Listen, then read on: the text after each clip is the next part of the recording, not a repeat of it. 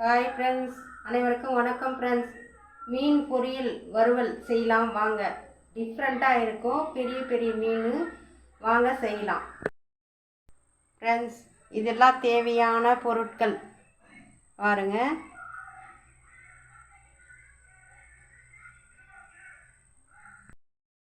மீன் மசால் ஒரு அரை ஸ்பூனு, மல்லித்தூள் ஒரு 2 ஸ்பூனு, மிளகாத்தூள் 2 ஸ்பூனு, 1 ஸ்பூன் சோம்பு, 1 ஸ்பூன் சீரகம். இது கார்ன்ஃப்ளவர் மாவு ஒரு 50 கிராம் எடுத்துக்கலாம். அப்புறம் அரிசி மாவு நல்லா கிறிஸ்பியாக இருக்கும், நல்லா டேஸ்ட்டாக இருக்கும். அதனால் இது ஒட்டாமல் இருக்கிறதுக்கு இது ரெண்டும் கண்டிப்பாக நீங்கள் வைக்கணும். அதில் பூண்டு ஒரு 50 கிராம், மிளகு ஒரு அரை ஸ்பூன், தேவையான அளவு சால்ட்டு, ஒரு பல்லு இஞ்சி, எண்ணெய்,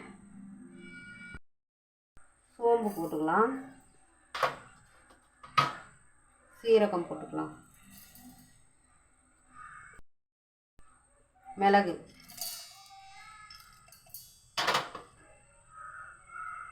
அரிசி மாவு, கார்ன்ஃப்ளவர் மாவு,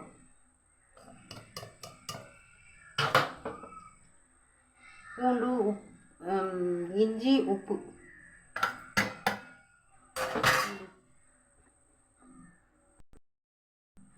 பூண்டு போட்டுக்கலாம், மஞ்சத்தூள், மிளகாத்தூள் இதெல்லாம் சொன்னேன் இல்லைங்களா, இது எல்லாமே போட்டுக்கலாம்.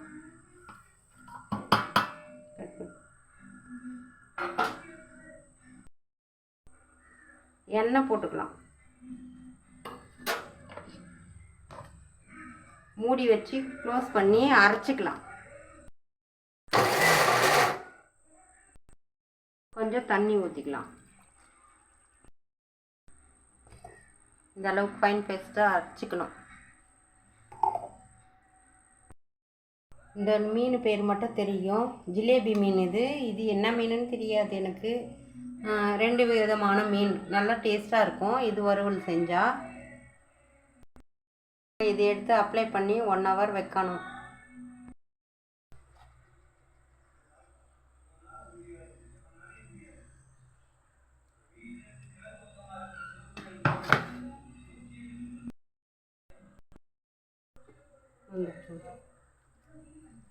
இதுக்குள்ளே நல்லா அப்ளை பண்ணிக்கணும்.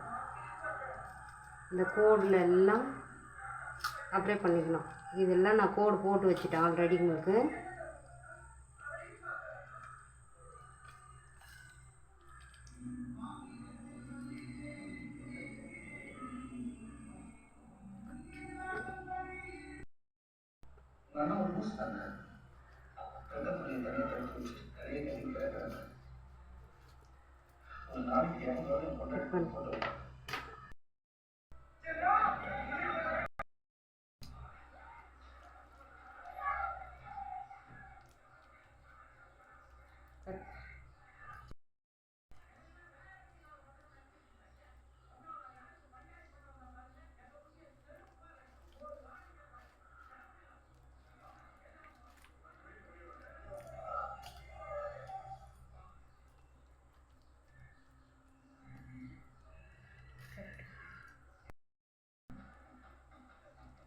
இது மாதிரி நல்லா அப்ளை பண்ணிக்கோங்க. மசாலா உள்ளே இருக்கணும். இது மாதிரி பண்ணிங்கன்னா இது நல்லா ஸ்டிப்பியாக இருக்கும், நல்லாயிருக்கும் டேஸ்ட்டாக. 1 ஹவர் ஊற வச்சிடணும். மீற எல்லாமே இதில் எடுத்து போட்டு இப்படி மூடி வச்சிடுங்க. ஓகே, இப்போ இது 1 ஹவர் ஊறிடுச்சு. செய்யலாம் வாங்க.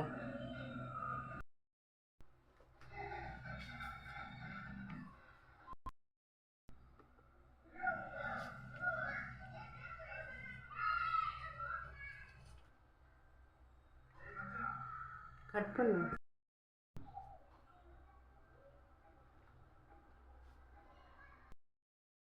இது போல் வாழைநாரில் கட்டிக்கலாம். தவாவில் லைட்டாக எண்ணெய் ஊற்றிக்குவோம்.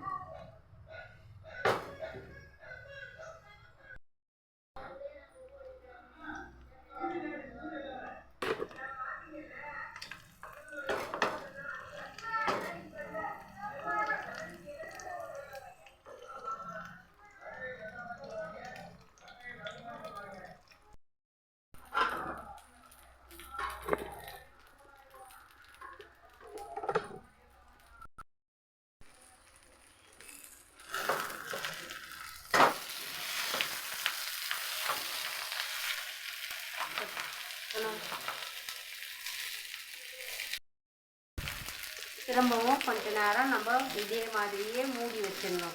இதில் இருக்கிற எண்ணெயே சரியாக போயிடும். அது அகலம் பத்தலை, அதனால இதை போட்டு முடிக்கிறேன்.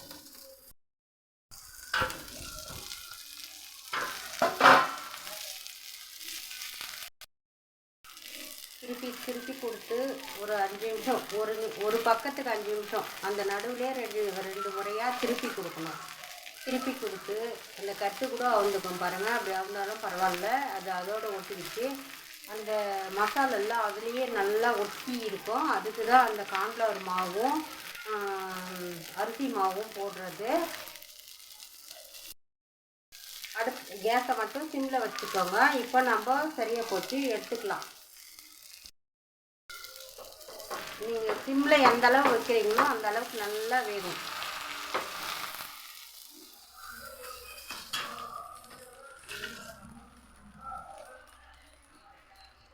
செம்மையாக வந்துடுச்சு ஃப்ரெண்ட்ஸ். கொஞ்ச நேரம் இது ஆறட்டும், மூடி வச்சு ஆற வச்சுடுவோம்.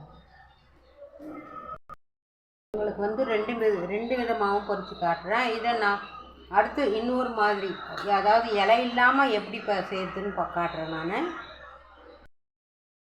அந்த கடாயிலேயே அந்த தவாவிலே கொஞ்சம் எண்ணெய் போட்டுக்குவோம்.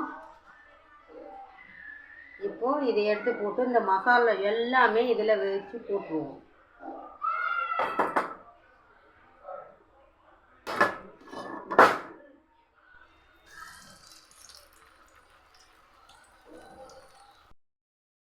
அதில் இருக்க மீதி இருக்கிற மசாலா ஃபுல்லாக இதில் எடுத்து அப்ளை பண்ணி விட்டுட்டோம். இப்போ நம்ம மூடி வச்சுடுவோம்.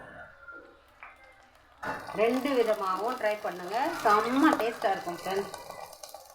மீன் சாதாவாக எடுத்து சாப்பிட்றத விட இப்படி செஞ்சு சாப்பிட்டோம்னா எனக்கும் பிடிக்கும். குழம்பு மட்டும் எனக்கு பிடிக்காது. இப்படி மீன் டேஸ்ட்டாக இப்படி செஞ்சால் வறுத்தா பிடிக்கும். கருவாடு சாப்பிடுவேன், அவ்வளோதான்.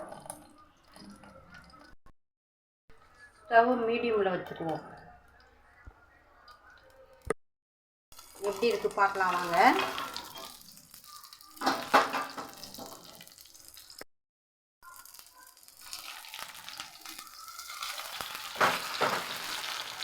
அப்படியே பெருசிச்சு கையில் செம்மையாக வந்துட்டு பாருங்கள். இப்படி தான் நீங்கள் செய்யணும் பாருங்கள். இப்போ அடுத்து மூடி வச்சிடலாம்.